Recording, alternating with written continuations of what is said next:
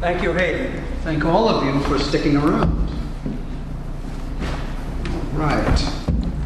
I want to mention two other events in the beginning of August that I neglected to mention before. At the... No, you cheat to the camera. It's fine? Yeah. Good. At the Downing Film Center in Newburgh, on the 4th and 5th of August, which is the first weekend in August, there is a replica of the Veterans Wall, the Vietnam Wall, that's going to be shown, and there is a film. Also, the Hudson River Poets will be reading and sharing some impressions during that. For more information, we can send you a flyer that Mona Toscano is sending around. I'll send it to everybody who's interested. That's coming up on the 4th and the 5th. Also on the 5th, which is first Saturday, there's a special event to benefit the Orange County Arts Council. It's going to be held probably 11 a.m., could be 12 p.m., times to be decided, at the Barnes & Noble on Route 300 in Newburgh. Several of us will be reading. The list of poets is not even finished, and it's to literally a benefit for the Arts Council. So we'll give you more information about that when I get it. Okay, a few of the birthdays that we usually have to have to catalog. Going back to the 8th, Percy Shelley's death at age 29 and a half by drowning, 1822. Hudson Valley poet Terence Chiesa, his birthday, the man of 1,000 voices. British poet Richard Aldington, born in 1892. Jean de La Fontaine, born in France in 1621, known for his parables and other interesting quips and writings. On the 9th, June Jordan, born in 1936. And the 10th, James Whistler, the great painter, 1834. And Marcel Proust, 1871. The 11th, Luis de Góngora, great Spanish poet of the Renaissance, born in 1561. Delmore Schwartz, the anniversary of his passing, 1966. And in 2014, we lost the great bassist, Charlie Haydn. I think he was great. Died at age 76. The 12th, which was yesterday, Henry David Thoreau, born in New England in 1817. Pablo Neruda, born in Chile in 1904. Today, we have the anniversary of the birth of John Clare, British Romantic poet, 1793. Wole Soyinka, Nigerian poet, born 1934. And the anniversary of the death of the painter and artist Frida Kahlo, died in 1954. So just a few anniversaries, some birthdays. All right, let's see. This is from The Captain's Verses by Neruda, and the translator is Donald Walsh. In you, the earth, little rose, roselet, at times tiny and naked, it seems as though you would fit in one of my hands, as though I'll clasp you like this and carry you to my mouth. But suddenly my feet touch your feet, and my mouth your lips. You have grown. Your shoulders rise like two hills. Your breasts wander over my breast. My arm scarcely manages to encircle the thin new moon line of your waist. In love you have loosened yourself like sea water. I can scarcely measure the sky's most spacious eyes, and I lean down to your mouth to kiss the earth. Pablo Neruda.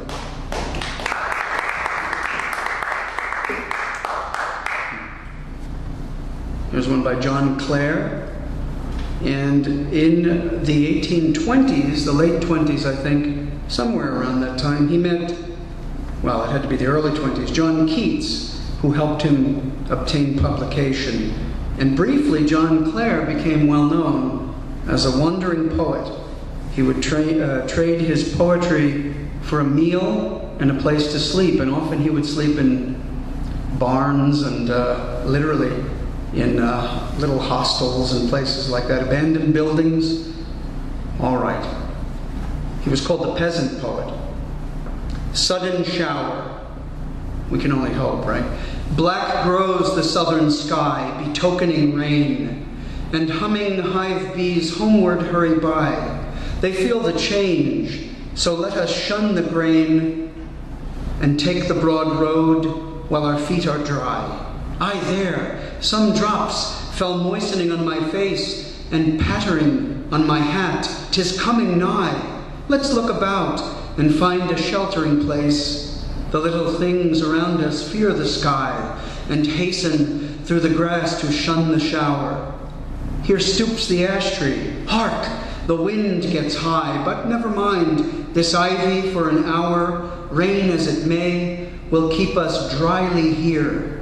That little wren knows well his sheltering bower, nor leaves his covert, though we come so near. John Clare.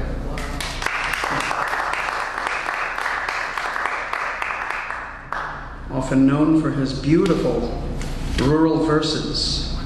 Okay, I mentioned Henry David Thoreau, and that's how he pronounced his surname, Thoreau, although he was born and named David Henry Thoreau. He changed it, obviously. He died of tuberculosis at age 46. What a life he had. Mist, low anchored cloud, Newfoundland air, fountainhead and source of rivers, dew cloth, dream drapery, and napkin spread by fays, drifting meadow of the air, where bloom the daisied banks and violets, and in whose fenny labyrinth the bittern booms and heron wades.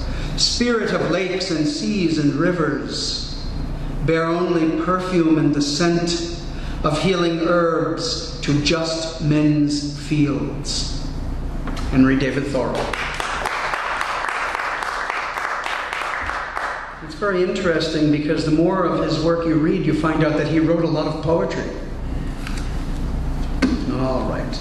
I spend a lot of time going to chamber music and classical ensembles, and one I'd like to recommend is Pacham and Terrace, which is in Warwick, New York, and they have a lot of wonderful concerts there.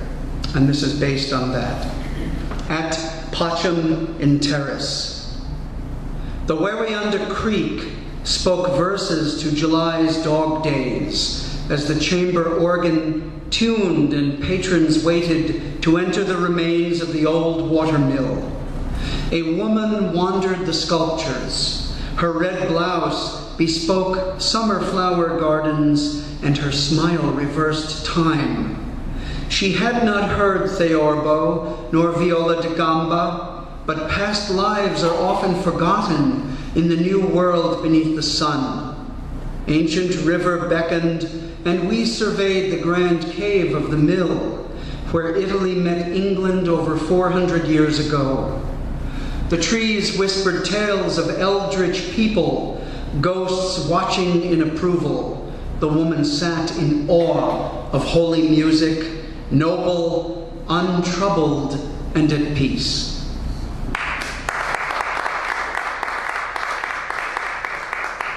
Thank you. This is for all of you gardeners out there.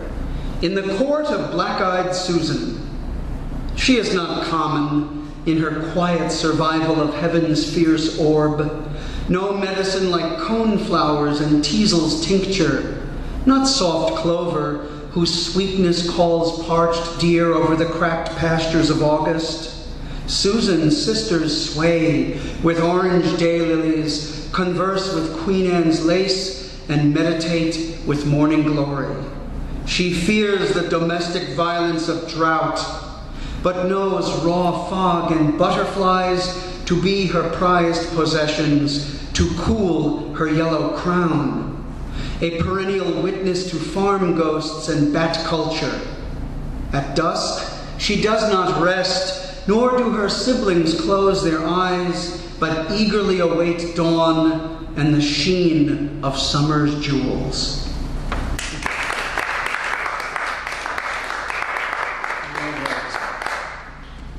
This one is a bit more, shall we say, livid. This is dedicated to Victor Hugo and 24601, Jean Valjean. on the barricades. I've spent my life on the barricades. I've built them with all the rebels, insurgents, runagates, and dropout urchins of every possible diagnosis. The Republic was pawned away. The people did not notice its terminal illness. What Republic? Our Republic, clung to by stubborn idealists behind the fragile wood, trash cans, cabinets, old cars, pallets, deadfall and stones of the barricades. Flies by day, rats by night, caught by torchlight or driven mad in steadfast blaze of a July sun. A lifetime constructing barricades in earnest preparation for the revolution. Marius on the barricades, sweat and scattered nails, stones as hammers, stolen food and coats, Gavroche and his babies, his brothers on the precarious barricades, threadbare Eponine and her sisters all on the barricades. Rue. Everything about the Rue, handouts and wire basket rendezvous, ash can jubilee, for even the soup kitchen closes at night. Meals on wheels are now meals on foot. What is pinched and pirated, the classroom of day old. I know who sleeps in the culverts, but I shall not tell. I know who sleeps in abandoned houses, but I dare not tell. Gardens are ripe this time of year. Hobo salads carried to share at the barricades. I've spent my life from library to barricade, from rough-hewn garret and damp basement to the perpetual barricade of the nonconformist sandlot, parking lot, grime, rot, smoke and soot, isolation, at a mountain cabin, a camp tent casket liner. On the barricades? Good barricades make good revolutionaries. Babies delivered, old folks die, workers lament, savings spent, and adverse advent waiting on the barricades for yet another revolution.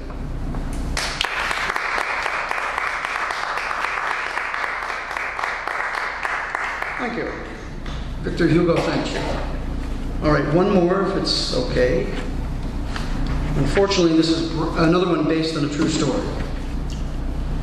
The black bear at Quaker Creek. Early summer drought, nuthatch walks up the dry bark of an elm by a 126-year-old barn where generations of honeybees tenant. How to quiet the distant cars growling like sundry chainsaws and a river of noise in front of an elderly house drowning genteel bird song. From the backyard earthworks amphitheater where Quaker Creek can no longer resist this summer drought. Yellow-brown leaves do not weep, but fall, autumn scent without cooler air and sharp color. Days before, a visiting black bear, no cubs, heavy legs painted in dried mud, deer flies worrying his large head, wandered to the only pool left near a curve in the creek, submerged most of his black torso, cool black water. When our eyes met, I saw centuries of history, few humans, no cities, no electricity, and raw pastures of emotion that were colder landscapes of a post-ice, cleaner air, copious tracts of pines and oaks, until the nearby property owner, a man of wealth and control, screamed, "A bear!" ran up to his porch to huddle in the shadows, calling police. I walked closer to the Bruin, told him to leave, and he trudged south through the creek, perhaps up in the cemetery from where police watch my family for the brave, wealthy neighbor. Thank you.